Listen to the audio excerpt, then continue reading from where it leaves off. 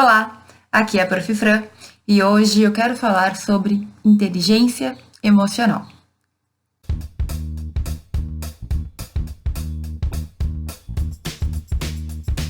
Se tu já viu algum dos meus outros vídeos, talvez tu tenha percebido que eu gosto de tratar de temas sobre a faculdade de Direito, mas que nem sempre versam sobre direito. Eu não falo só sobre o direito material ou sobre questões que a gente aprende na faculdade. Eu acho que é importante a gente falar de outros temas. Temas que muitas vezes ninguém fala, mas que fazem toda a diferença na nossa vida. Então, uma coisa que eu percebi já há algum tempo é que muitos dos sentimentos ruins que eu tinha, muitas das dúvidas, dos medos e das ansiedades que eu tinha na minha faculdade há muitos anos atrás, seguem existindo. Então, eu sinto que existem vários alunos como eu era alguns anos atrás, que seguem tendo esses mesmos sentimentos. Só que eu não vejo ninguém falar sobre isso, ou pouca gente falar, sabe? Eu, como professora, não vejo os meus colegas professores falarem abertamente sobre o tema, e parece que, na verdade, quem fala sobre qualquer tipo de dificuldade é porque não é forte o suficiente ou qualquer coisa assim. Eu discordo totalmente dessa história, principalmente porque eu acho que nós temos várias batalhas, então cada um de nós vive a sua batalha, tem a sua dificuldade a ser superada. E enfim, vai variar, né? Cada um de nós vai ter a sua maneira de se desenvolver. Só que hoje eu quero falar sobre um tema que realmente pode facilitar, digamos assim, pode fazer com que o nosso caminho seja um pouco mais tranquilo. E é sobre a chamada inteligência emocional.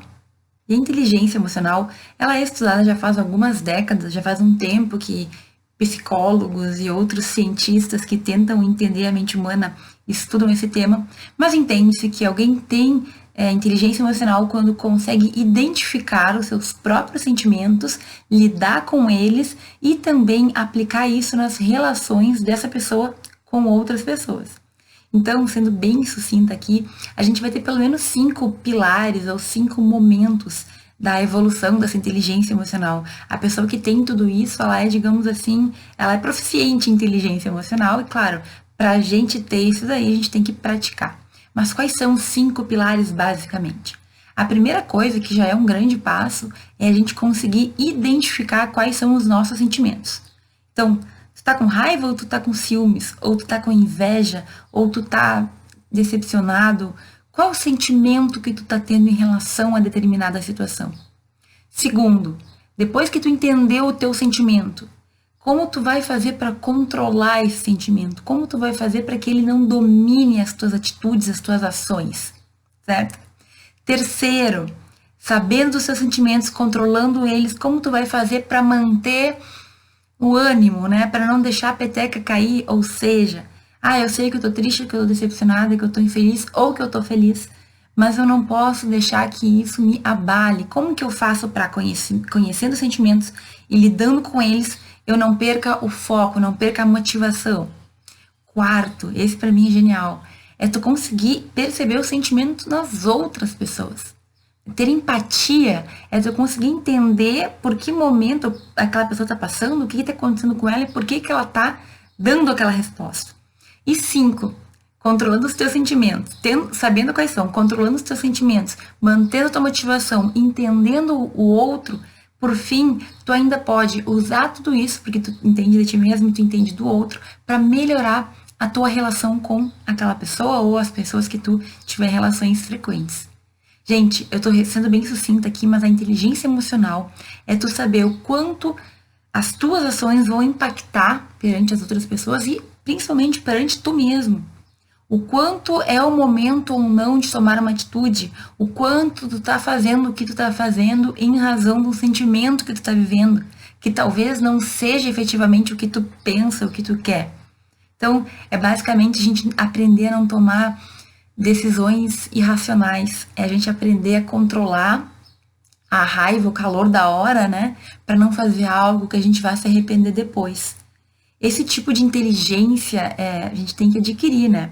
Mas ela é bastante complexa, ela vai muito além da nossa inteligência de leitura de livro, inteligência de, enfim, saber conteúdos.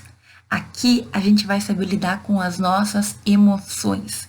E provavelmente até aqui tu já deve ter me escutado falar que é uma parte muito importante da nossa vida A gente mesmo, né? Que a gente estar bem consigo mesmo é algo que vai fazer com que a nossa vida seja mais fácil ou mais difícil. E ainda que tu esteja na faculdade de direito, certo? Que muitas vezes a gente não fala de emoções, é importante que tu tenha isso claro, até para o teu caminho ser mais tranquilo. Bom, até aqui eu falei de questões teóricas, mas eu quero te trazer um exemplo prático que eu acho que vai deixar tudo bem claro sobre inteligência emocional e sobre como ela pode influenciar nas nossas vidas. E eu vou te contar um exemplo que eu li num livro que eu comprei há 10 anos atrás e que foi, digamos assim, um dos best-sellers sobre inteligência emocional. O escritor, o autor desse livro, Daniel Goleman, ele é conhecido por ser um dos primeiros, digamos, pesquisadores, né, que tratou sobre inteligência emocional. E esse exemplo, ele ficou guardado na minha mente de uma forma que eu, assim, seguido eu me lembro desse exemplo. Foi justamente entre vários exemplos que o livro traz, aquele que grudou que nem chiclete. E ele conta o seguinte: existia um assaltante, né, um assaltante de apartamentos luxuosos em Nova York, que decidiu fazer o seu último assalto lá no ano de 1963, se não me engano, se eu não tô maluca. E ele decidiu que ia ser o último assalto dele, porque ele ia mudar de vida, porque ele tava, acho que, arrumando uma namorada, ia ter um filho, alguma coisa na vida pessoal dele estava acontecendo, que ele decidiu que ele não ia mais assaltar, ia ser o último assalto.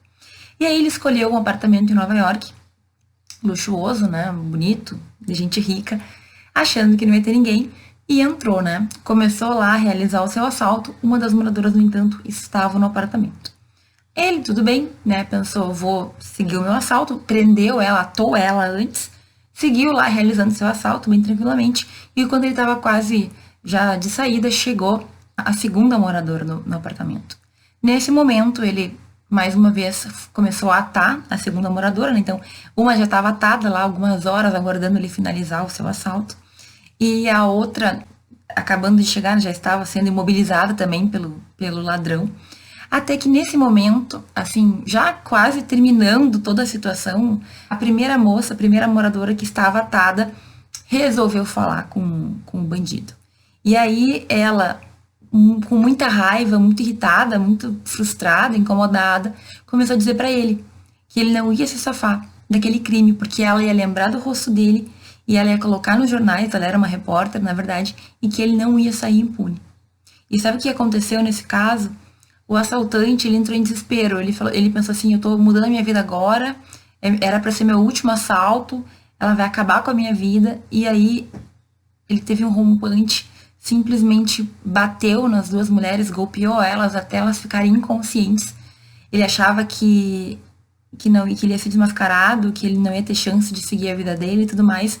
E nesse mesmo intuito, assim, nesse mesmo desespero, entre aspas, nesse momento de desespero que ele teve, ele acabou matando as duas mulheres a facadas. Elas estavam inconscientes, mas, enfim, duas mortes. Ele foi pego, foi preso, enfim, acho que talvez até hoje ainda cumpra, não sei. É, não, já deve ter sido solto, né? Porque o seu crime foi em 60 e poucos. Mas, enfim, ele cumpriu a pena e muitos anos depois ele foi questionado sobre o que tinha acontecido. E ele basicamente disse que ele já estava indo embora quando a mulher começou a fazer as ameaças e ele acabou perdendo o controle e cometeu tudo aquilo que ele não queria ter cometido. Então, assim, a gente pode pensar em dois pontos, né? Primeiro, óbvio que o culpado da situação é o assassino, é o ladrão que foi lá para assaltar e acabou perdendo o controle em razão, né, de ter matado duas pessoas. Não, eu não quero discutir isso, não tem discussão. Mas e aí? Será que se a vítima, mesmo sendo vítima, mesmo não tendo culpa e estar sofrendo uma injustiça, tivesse ficado quieta, calada, será que ela não poderia estar viva até hoje?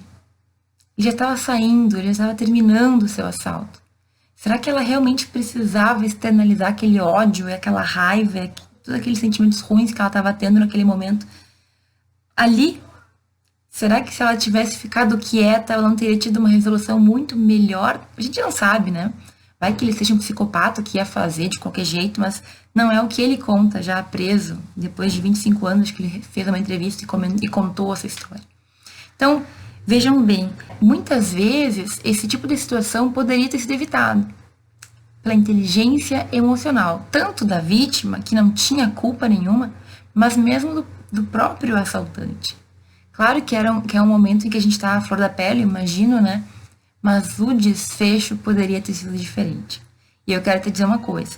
Embora esse exemplo seja bem, né, assim, impactante, a gente vai ter vários exemplos de momentos em que a gente não controla nossas emoções na própria faculdade. E aí a gente também vai ter resultados que são diferentes daquele que a gente queria, né? A gente queria uma coisa, a gente acabou alcançando outra. Já pensou que às vezes tu deve ou tu pode estar colocando a tua energia em coisas que não valem a pena?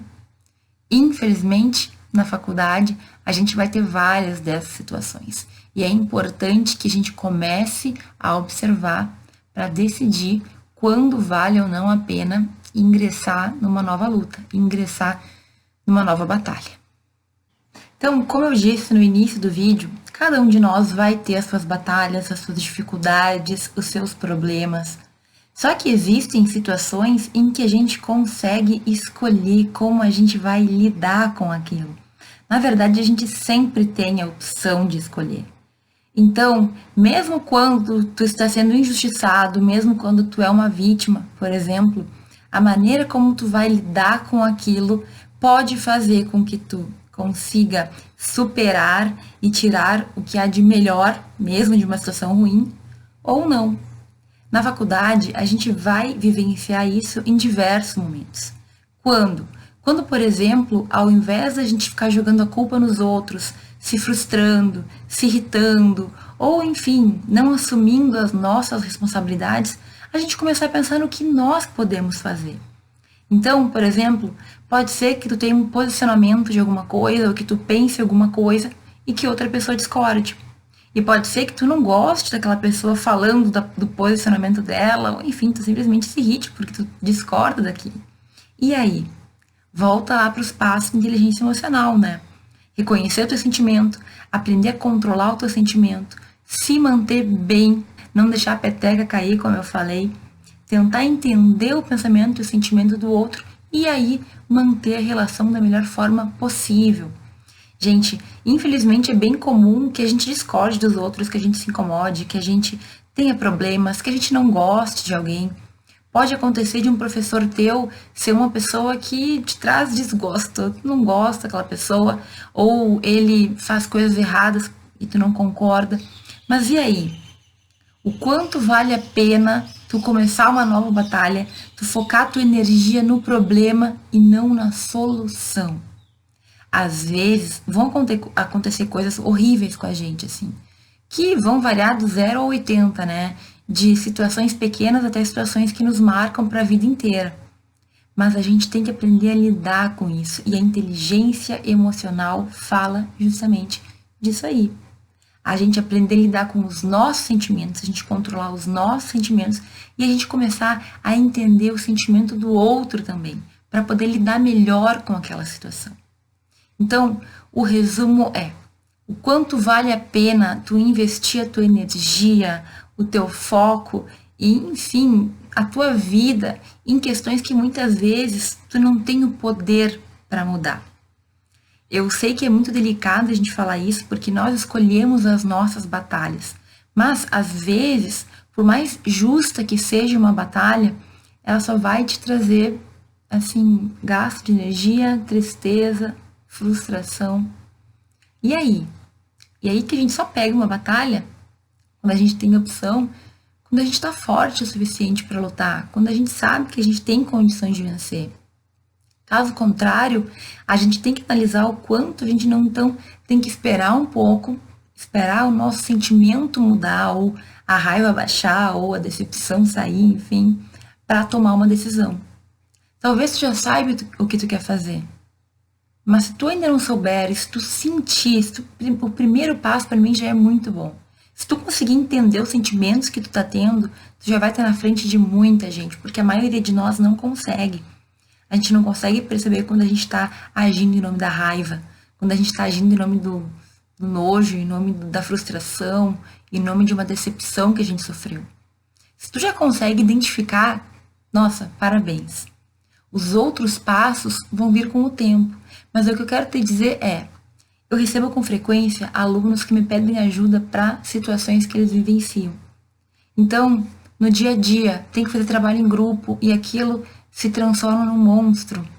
Tem um professor que faz isso e faz aquilo e tudo errado e não é bom o suficiente. Tem um parente, uma mãe, um pai, tio, a tia, o primo, a namorado, que cobram demais ou que colocam aquele aluno para baixo. E aí, na maioria das vezes, eu tendo a dizer assim, tá, mas e aí? O quanto essa situação vai importar para ti daqui a 5 anos? Se for relevante, aí eu digo, bom, então talvez tu tenha que pensar realmente em encarar essa batalha nova. Mas e se não for? E se for uma situação que daqui a um mês tu não vai mais nem lembrar que aconteceu? Será que vale a pena a gente desperdiçar nossa energia, nossa força de vontade, a gente mesmo em situações assim? Na faculdade pode acontecer a qualquer momento.